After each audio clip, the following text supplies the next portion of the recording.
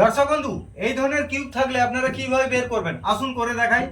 একের কিউব 1, 2 এর কিউব 8, ঠিক আছে। 3 এর সঙ্গে কিন্তু লাস্টে থাকবে 7, 4 এর ক্ষেত্রে 4, 5 এর ক্ষেত্রে 5, 6 এর ক্ষেত্রে লাস্টে 6, 7 এর ক্ষেত্রে 3, 8 এর ক্ষেত্রে 2, 9 এর ক্ষেত্রে 9, 10 এর ক্ষেত্রে 0।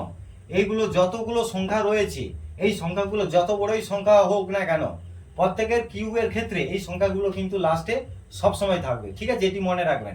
এরপরে কি করবে দেখুন, একের কিউব 1, এটি রাইট। 2 এর কিউব 8, এটিও হয়ে গেছে।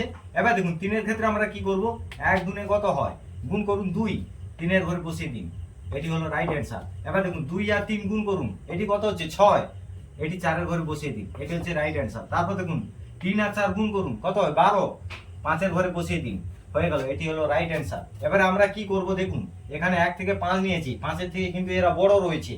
কত বড়, 6, 1 বড়, তাই 1 এর আমরা বর্গ করে নেব। এখানে 2 বড়, তাই এখানে আমরা 2 এর বর্গ করে নেব। এখানে 3 বড়, 3 এর বর্গ করে নেব।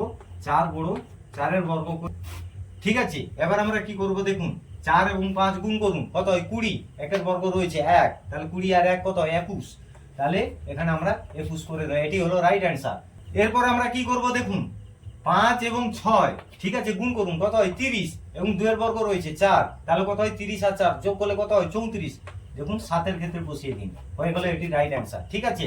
এবারে আমরা 8 এর ক্ষেত্রে কি করব, 6 এবং 7 গুণ করুন, কত হয় 42, 3 এর বর্গ রয়েছে, তাহলে কত হয় 9, 42 9 কত হয় 51, ঠিক আছে, এটি হলো রাইট অ্যান্সার। এরপর 9 এর ক্ষেত্রে আমরা কি করব, 7 এবং 8 গুণ করুন, কত হয় 56, 4 এর বর্গ কত 16, 56 আর 16 যোগ করুন, কত হচ্ছে 72, এটি হচ্ছে রাইট অ্যান্সার।